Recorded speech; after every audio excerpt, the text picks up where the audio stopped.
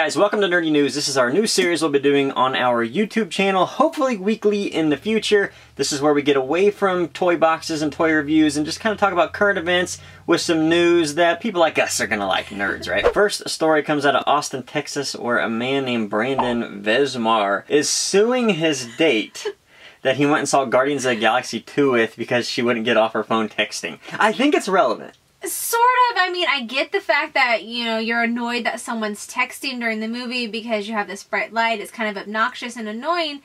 But really, to sue her, I don't know about that. He's not suing her for a lot. Right. That's no, sort it's of not like he's saying thousands of dollars. Yeah, that's the golden little nugget of the story. I guess it's only $17.31, I think. Yeah, he's that's like, give me my movie money back. It's for the ticket price of the 3D movie. Right. I mean, it's kind of stupid, right? He could have just said, hey, I want my money back, or just said, call it a day, it's only $17. Or just cut your losses, it was a bad date. I think it was more because we've all been there. We've all been in a movie theater where somebody's on their phone, and it's just annoying. It's just super annoying. You know, you've paid a lot of money now. It's different now because of how expensive movies are. Right. And it's a thing. You go to the movies, you probably go to dinner, you spend a lot of money just to see this movie, and somebody wants to be beside you. And it's a total lack of respect when your date would rather text people than watch the movie, even if she is bored. She's probably not a nerd anyway. She probably didn't like Guardians. You should have realized that date was going to go south immediately. I mean, the truth is, they would have never worked anyways. Nope. Because I'll tell you what, if I'm back in the field and I brought along a date that wasn't interested in Guardians of the Galaxy, I said, out. Gotta go. The next story comes out of Japan for the Pokemon World Festival of 2017. Now, we had a bunch of Pikachus that were doing this choreographed dance when all of a sudden one was accosted in the front. It's like assaulted by people. He starts losing air. These are blow-up Pikachus, and he starts losing air. And these people take it serious. Yes, they like tackle him off. They're like, let's go. They look like Men in Black. They do. They drag him off into the back. All the Pikachus are just dancing like nothing's happening. And then drag him to the back. And then he comes back. He comes back like he's like, got this, got this. And then he deflates again. They drag him off again. And then he comes back again like a zombie. Yes. He's like, he's melting. I'm sure it was really traumatic though for the kids that had to see Pikachu in zombie form. Right, I'm sure, but it was really funny to see that, and I'm kind of glad that he left, came back, he left. He's like, I'm here, I'm not going anywhere. Yeah. And now it's an internet video meme for a lifetime. That's true. And finally, to end around the web, we're going to talk about something I thought was the coolest thing I saw in a couple weeks. Doritos and Guardians of the Galaxy, they came together and they created one of the coolest, what do you call this? Special edition collector's set Dorito bag? I don't really know what you could call it. Yeah, it has to be a collector set. Amazing, guys. If you haven't seen this, they literally made a Doritos bag that has the Guardians of the Galaxy Volume 2 soundtrack, that has a rechargeable cassette deck inspired player inside of it. Unreal. It was complete with a headphone jack that provided headphones so you can plug into it, controls, and even a micro USB port for recharging. Now, if you think that's cool as it gets, it's not. The front of the bag actually glows purple. This is insane. Neon purple at that. I mean, how do you take a Doritos bag and basically mash that with a boombox and like, alright, here's everying great in one little package. So cool. It came with everything too, which was amazing. It came with the headphones, you could plug it in and listen to it, it came with the music, and it was $30. And it was an Amazon exclusive, I guess. Isn't that bad for what it is? I would have bought that. It sold out. It sold out immediately almost. Now it's on eBay for I think $100 or something like that. Of course. If I would have known about it earlier, 100% I would have bought that. And I would have kept that. You know those people who collect food? Yeah.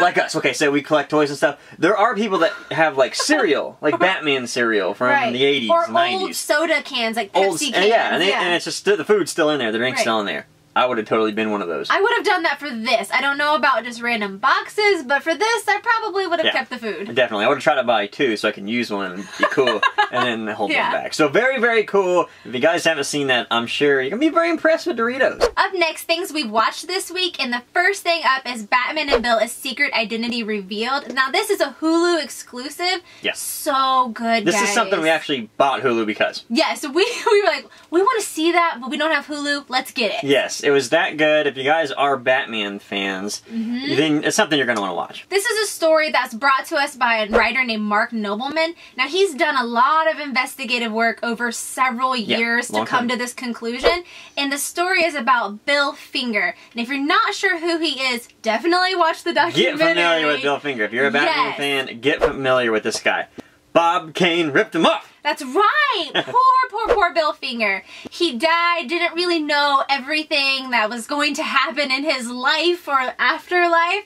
And it's kind of a great story to find out that Bill Finger helped create, or basically created, Batman we know today. So the story of the documentary, and I don't want to give it away, sort of, you know how it is, spoilers. I don't want to be a total spoiler here.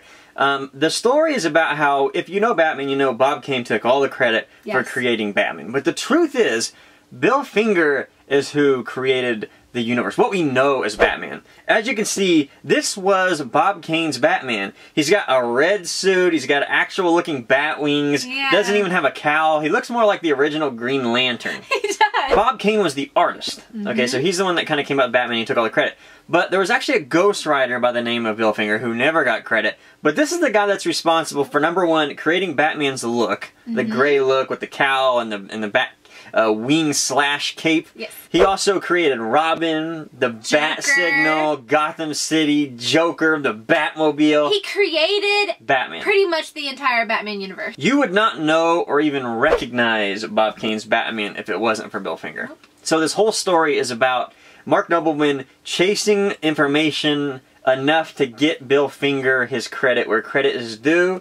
Now, he does eventually get the credit, obviously. If you saw Batman vs. Superman, you will see that in the credits.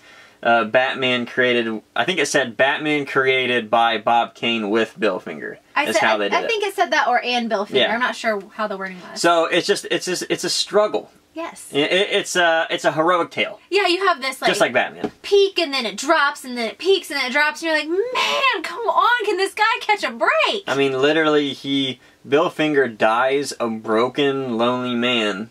Yes, absolutely. Yeah. Meanwhile, Bob Kane takes all the credit. He's this huge celebrity in '89 when Batman came out, and he continues to just take all the credit. And there were lawsuits by the family of the Fingers to try to get the acknowledgement that Bill Finger deserves, but Bob Kane always said, no, he didn't do anything. He didn't do anything. Yeah. And then after he died, Bob Kane said, well, you know, he really should have. He probably should have some credit. It's ridiculous. Some? Yeah. I almost feel like I can never say Bob Kane's name again when I talk about the creator of Batman. It makes me a little disheartened. I know, I won't. But it surely makes me want to. So if you guys want to check that out, that is on Hulu. It's a definite recommendation from us as Batman fans. But even if you're not a Batman fan, this is a guy that gets his credit. And that's always a great story. And I won't tell you how he gets that credit. That's what makes the cool story. Yes. The next thing we watched was a documentary by the History Channel called Superheroes Decoded. Now this was an interesting little documentary. It was a two-part series. It was, I think it was Monday and Tuesday? I think it was Monday and Yeah, it was a Monday and Tuesday documentary, and it was split up in two different sections. It was called American Legends and American Rebels. So the first, the American Legends, it was interesting because it connected it to pop culture in America, which made a lot of sense. Yes. The first one was about, Batman and Superman and Captain America and Wonder Woman. This was really kind of based in propaganda. These characters are created during and after World War II, after we'd become industrialized and we were powerful and just the country had changed for the better. And then here we go, we have comics. We have these new superheroes. This is America's purest or truest art form. Definitely. Well, these characters have followed us through all kinds of events in history, and it's nice because the History Channel played on that. They were like, these are the historical events that happened, and this is how the comic characters pretty much reacted and interacted with it. It's really cool how the story sort of connected to American pop culture. Now the second day, American Rebels, it wasn't quite as good as the first day, I would say. No. It started to get a little over political for my liking. However, it did really make a lot of sense and was very cool. Right. The Rebels were more Marvel. This was a day that was more dedicated to Marvel. Mainly because it sort of followed that pushback from the domestication from the first sort of section of the country after World War II where people were domesticated and, that kind of thing. Well, the 60s and 70s came around, Woodstock, hippies, music, you know how it was. Free love. Yeah, free love and stuff like that. It was that pushback from that. It was a very Marvel and Stan Lee driven episode. Absolutely. It was so good. We got a lot of great characters, and it was a wonderful time to figure out how these characters came into play and how they related to history. Something I found really interesting was the Wonder Woman storyline, because I'm not very familiar with her backstory. I know kind of what's going on now in the new Wonder Woman movie and sort of that's about it, surface level.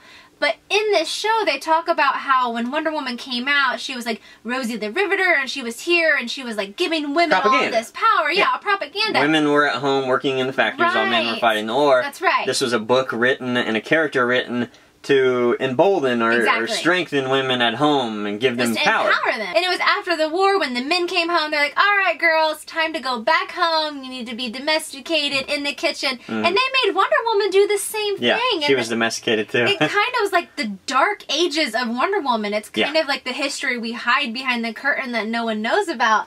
She was so obsessed with men and how she looked. They even had her in the kitchen. Literally. Yes. Wonder Woman was almost gone. People were like, done with Wonder Woman, even back then. Right. Which was kind of cool, actually. And it was rewritten back to her former glory. It's kind of interesting because I think it's very relevant today how Marvel is handling their comics. Yes. And why they're having problems. Never go too far away from the character story. It's make new characters. Don't take away from the old characters or give them new stories. That's a big problem. These are characters that we've grown up with, we love, we know that character, we feel for that character. And then when you change them completely, we have no connection to that character. So Marvel, take note. Look at Wonder Woman as sort of that... Yeah, see her success, her failure, and then her rise to glory again. Yeah, exactly. Now one thing that I took away from it that I really thought was cool how they connected it was what type of comic story or character was popular during the time in America and how Americans felt. So they connected like Nixon and the 80s and the violence and the crime and everything with the rise of the Dark Knight. So it's like Americans were looking for that savior sort of... We needed that hero. We needed that hero during dark times and Batman sort of fit that mold. It was really kind of cool how they did it. And like when things were perfect and times were great and jolly, Superman was popular. Yeah, exactly. Because everybody had this great outlook on the world. Everyone was so happy and peachy, and then things got bad, and we're like, okay, we need someone dark and gritty, and then Batman was like, I'm Somebody who's going to go into the streets and beat crime down with their fists one guy at a time. That was really cool how they did that. It was a good documentary, not great, but definitely I'd say watch it if you can find it. So let's move into gaming. We got Injustice 2 this week. Now we don't have a whole lot of time in it, but so far so good. Yeah, the graphics are great. Yes, they are. It's better than Injustice 1, I would say.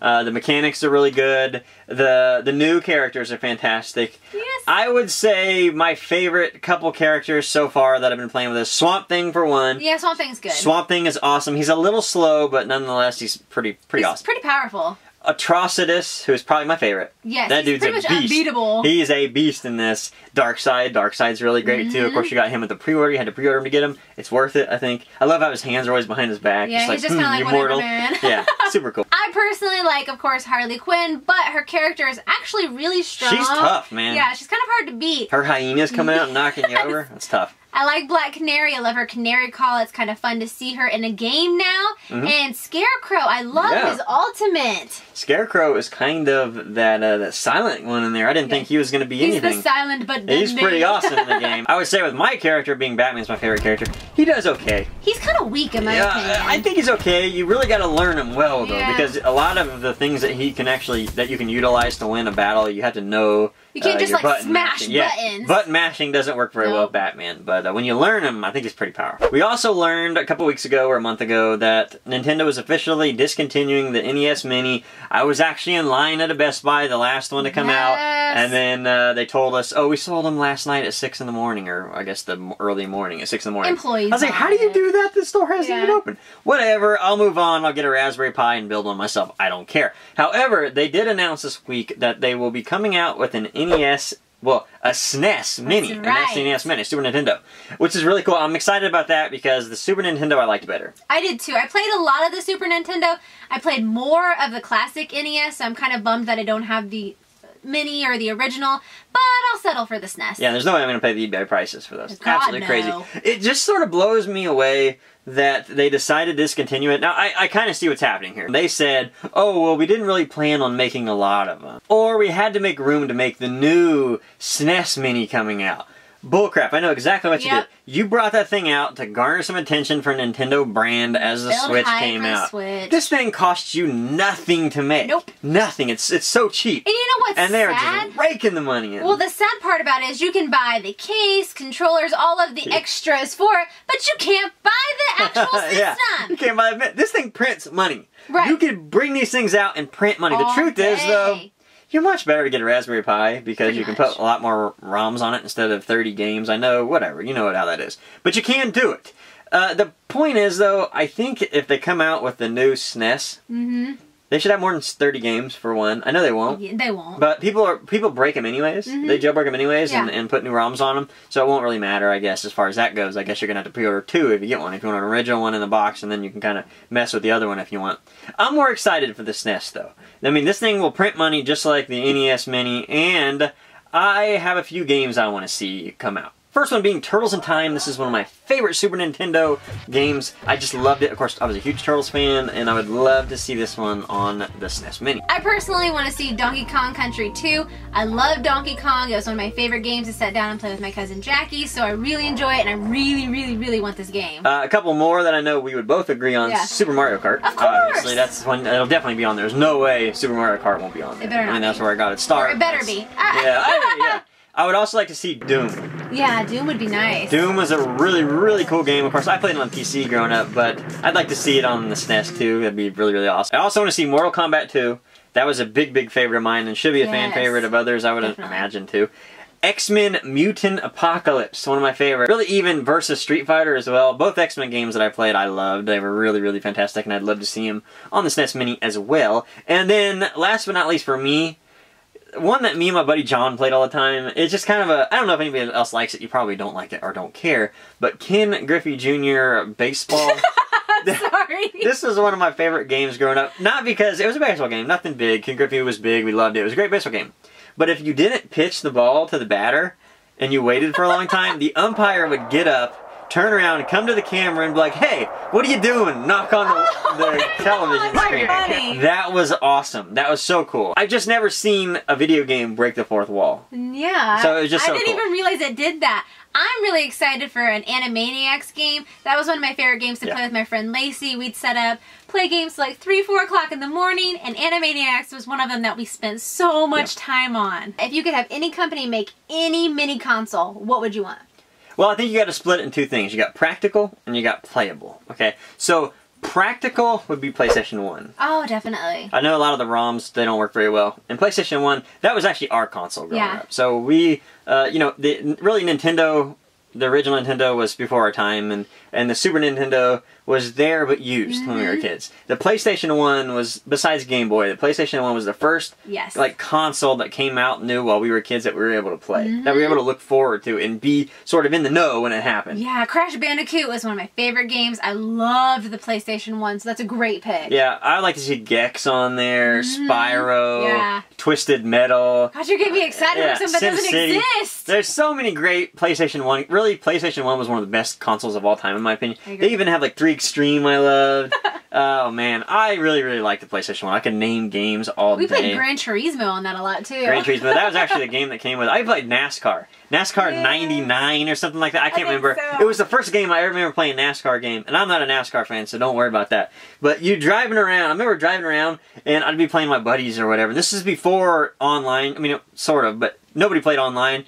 We used to, you'd have a split screen. We used to take a cardboard piece and tape it to our television. We did that and then, too. you'd have one guy sitting here, one guy sitting, and I'd be playing with my NASCAR. I think I played Mark Martin all the time. Because he shared my name and I liked it. And then my buddy James would play somebody else. Well, I would turn around going backwards, and this is the first game. If you hit somebody head on, your car would just smash! And that was awesome as a kid. I loved that. Now, I'd also like to see the Sega Genesis come out. So, the Sega Genesis was a game, it was an expensive console. I had a buddy that had it. It wasn't something that was around a lot for a lot of people. Although it was in our age bracket that people would have bought. It was just very, very expensive. But the games on them were beautiful. The coloring, the graphics, the music. Sega was one of the best. The Sega Genesis was one of the best consoles in my opinion. You know, you got Sonic and the fighting games. Every fighting game on there was awesome. So I'd love to see a Sega Genesis, although I see that a company called At Games is coming out with one that's going to have 85 games on it preloaded. I don't know how to trust that. You've seen these stupid Sega things at like the Walmart, well, whatever. You've seen the old Atari. That's Walgreens. I think. Old, yeah. It's at Walgreens. At the Christmas music's time. really bad. It's just not very good. I don't know what the deal is with this one. It's supposed to be HD, whatever that means nowadays. So I don't know. I'm gonna keep my eye on it, but I really like to see Sega. I've heard some rumblings underneath that Sega's trying to make a comeback. God, Not necessarily for a console, but maybe for some bigger games where they can get the money maybe too. Going from practical into playable, just straight fun and playable, it would probably make no sense, but that'd be the Game Boy. It probably wouldn't be a mini though. Yeah, probably not. I mean, it was already pretty small, but it was kind of a giant block in its time too, so I don't really know how you can make that much smaller than that. I don't think you'd want to. Maybe lighter or thinner lighter, maybe, for but sure. you don't really need it these days because of 3DS, and you can play all these games on there, but it's kind of obsolete just for today. Nostalgia purposes, they could print money with this too. Come out with different colors and exclusives and see-through, everything. Just all kinds of really cool things. I would buy it. I would buy it just to have it, but I don't know if it's something I would take with me like I would my 3DS. Yeah, that's the thing. I don't think you play a little bit of it at home and then just kind of put it out, maybe in your collection or put it on the whatever. I totally get it, but it's definitely collectible. Right. I think people would definitely buy these. You put all different colors out there. People are going to go crazy with them. Color. I mean, it was a terrible, like looking back, it was awful in a way, right? Because we'd be in the back seat playing and then you'd have to wait for lean to the light like, stuff. But for long car trips, which I was a part of a lot in my youth, I loved the Game Boy. I did too. Batman. Some good games. They're awful games. My favorite was Tetris. I don't know why Street I love Fighter. Tetris. Tetris was... Didn't it come with it? I think it did, but it was my favorite game. Alright, so let's move out of games and into toys. One of our favorite things to talk about. A couple things that came out the last couple weeks to talk about that we thought were cool. First one is the Bandai Power Rangers coins from the 2017 movie. These things are going to be encased in a display with lights that will illuminate through the coins, and it'll be $115. There's not a lot of collectibles I'd buy from the movie because I thought the designs were pretty poor. However, this is the one thing that I would want. I think these are kind of fun. I like that they have the lights illuminating through, so I could see why you'd want to spend the money on it. They're pricey. They are. So when you buy a regular coin set at Toys R Us or whatever for Mighty Morphin, it's about $25 somewhere in there. And if you want the Morpher with the coins, they're about $50 to $75 depending on what you want. Right. For these to be $115, that's pretty pricey. But it's got a nice display, and the coins are obviously a lot harder to make than just a stamped metal coin, you know. I wanted something from the movie, just, you know, something. So it's cool to have this. Now, speaking of Power Rangers the movie, they also came out with the Legacy Power Rangers helmet from the movie The Red Ranger. Of course, we saw the Legacy helmet from Mighty Morphin come out, and then now we have this one. I actually kind of like this because it looks fairly similar to the movie, and I liked the designs of the Power Rangers costumes. I know you didn't, but I liked them, so I like this helmet. I think it looks bad. I think it looks like a toy. This is not very good because, like I said, this is going to be a problem. Right. You can't replicate that. That's affordable for kids or anything. That is way too much detail going on from the original movie, and you can see it. You can see it. People that are going to cosplay and stuff, which is what these helmets are labeled after. That's what they're marketed. You know, cosplayers. I don't know if they'd want this. I don't personally think that you could cosplay with this. It would be a nice piece to have in your collection or something to look at, but to wear it to an actual con, I don't think that this is the right thing for It just looks super cheap and plastic. And we actually have a review coming up for the Mighty Morphin Red Ranger helmet, and I had a lot of problems with it, but I will be doing a review, and we'll go over everything we think about that. Up next is the coolest thing I've seen in a long time. Definitely. This is something I would love to have in our collection, but we won't. But we won't. This is what's hard, man. There are those things out there to collect that are just too expensive. It's those things that you like to window shop. Yeah. Oh, wow. If you've heard of Prime 1 Studios, you know exactly what I'm talking about. Prime 1 Studios is making these 33-inch statues.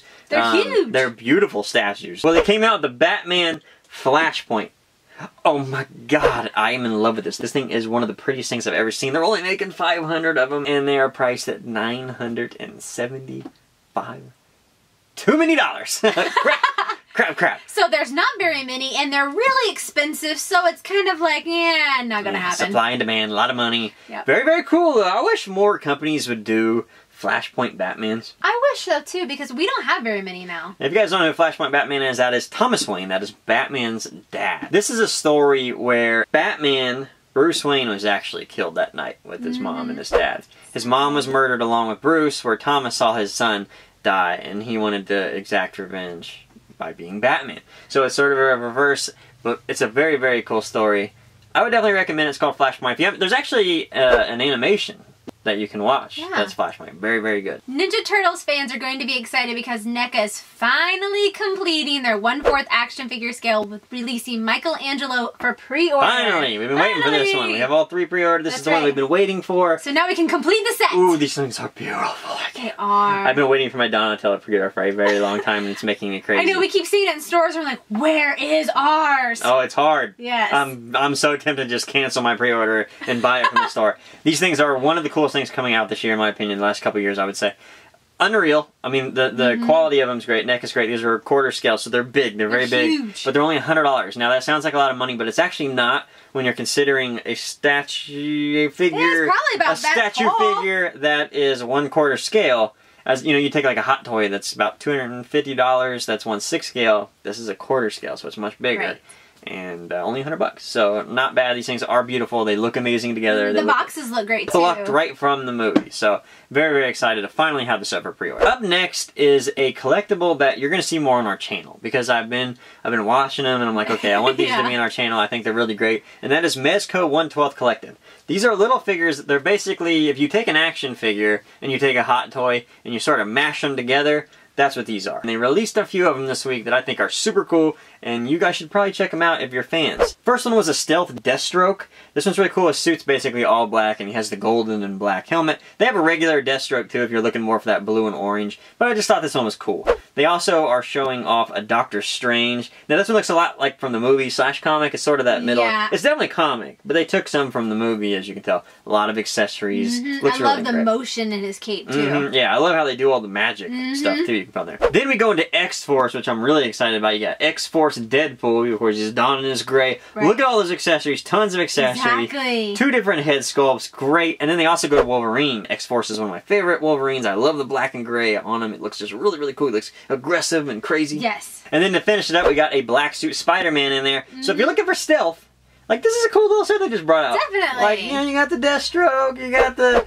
Wolverine and the Deadpool, and then, heck, just throw in Black Suit Spider-Man. Why not? They're about $85, so they're a little pricey, you would think, but they offer a lot inside the box. We'll go over that later on the channel. We also got Justice League Pops available for pre-order now, so we finally get to see the Justice League Pops. We saw them a little earlier, when I think Justice League actually announced them, technically, the pictures of them, and then finally Funko put them for pre-order today. Right. I'm pretty excited about it in a way. We have a lot of these characters, but I'm more excited to get the ones that we don't have. Like I'm excited Cyborg for this because I'm excited for the movie. It just pumps me up because I'm like, it's coming soon! Please be good. Please be good. That's all I'm saying. We also got information on a PX exclusive Megazord Pop, a 6-inch pop. Oh man, this thing hit the internet like a ton of bricks, man. Yes, People were did. so excited about this. 8,000 pieces, that's all it's limited to do. That's a decent amount. It is. It's selling out everywhere because a lot of these toy stores are getting a few of them and then selling them and stuff. There's a big problem here, though. Okay, first off, this is a pop that everybody is going to want. What's sort of scary in a way is everybody that's pre-ordered one, and we were lucky enough to get one pre-ordered. They're going to be selling these things first at SDCC, San Diego Comic-Con. If they sell out of these things on SDCC, everybody's pre-order is going to be canceled. And if that happens, That's I'm going to be so mad. This is the one I want. Now, I don't know what Funko's going to do here. I don't know if they're going to decide, hey, that thing sold really well, and they can come out with like a metallic one or a damaged one. Something, but I feel like if you sold all of these pre-orders and then you're going to go back on your word and cancel everybody's orders because you sold them all at the con, it's like double dipping. Why do that? That kind of stuff irritates me. I'm sorry, but it does. Yeah, that's just how they do it. They've always done it that way, unfortunately. I know, it's like, just in case we don't sell out, let's grab our money over here as a backup. I mean, it makes sense as a toy company. But if we do sell out, sorry about you. Yeah, I don't know how they're going to pick the people, though. Oh, man, that's going to be scary. I hope they do make a Dragonsord, though. Like, if you're going to make a Megazord, let's see a Dragonsord. We are also getting the Dragonshield Red Ranger, which is an FYE exclusive. We only got a couple episodes where the Red Ranger wore the Dragon Shield. Of course, that's the one where, of course, Tommy lost his powers, Green Ranger was no more, and he handed it over. And then another one where they were fighting Super Putties. And Tommy was kind of down and out, and he lended Jason his shield to fight these guys. So interesting. So but we also need the Black Ranger because he wore the shield at one point too. Ah, you're right. So we'll see what happens there. Up next, I'm really excited for this one. It's Jimi Hendrix lighting his guitar on fire. Now this is an FYE exclusive. As soon as I saw this, I knew I had to have this in our collection. It's so cool. I mean, the design of it, one of the coolest looking pops ever. I think it is the coolest looking pop ever. The design of it is just so flawless. If they're going to do this now with pops, I can't wait to see where they go with it. Oh my god, me Like, especially with either. music. I want to see more Beatles. I want to see more Beatles. From Hot Toys, we say 1/6 scale action figure of Johnny Depp as the one and only Jack Sparrow from the new Pirates movie, Dead Man Tell No Tales. Oh wow, this thing is, whoo! I love the skeleton shark in this. The whole design of this is so nicely done. That base is really sexy, man. It is. Super, super cool. Am I tired of Pirates yet? I felt like I was until I saw the trailer of that. I know, I was like, man, I'm so sick of Pirates. I love Johnny, but I'm so sick of it. And then I saw this, I'm like, wait a minute. Maybe I'm not sick of Pirates. Something's going on here. They really, like, man, that looked just like Johnny Depp. Now, to wrap up nerdy news, we see one more toy, and that is the Mezco Living Dead Dolls of Reagan from The Exorcist. These are really cool. I mean, Living Dead dolls, there's a lot of collectors here, right? And some of them look great, some of them not real fond of, but this one, amazing. Reagan, some of these are really creepy. This one's creepy. This is Exorcist, very creepy. Oh man, I've been trying to get Ashley to let me buy the Annabelle doll for now. It's not a Living Dead doll, but absolutely not. I want the Annabelle doll from NECA bad. No. But she will not let me buy it, and that I'm sure doll scares me to death, and we're not getting Reagan either. But this thing is super, super cool. Alrighty guys, so that was Nerdy News Episode 1. We hope you enjoyed it. Let us know down in the comments what you want to see, maybe different segments. We're definitely going to take those comments into consideration. Also, if any of the toys, we'll have pre-orders down below if you guys want to check those out, and some links to the stores we talked about. Thank you for watching, and we'll see you guys next time. Thanks guys. Bye. Bye.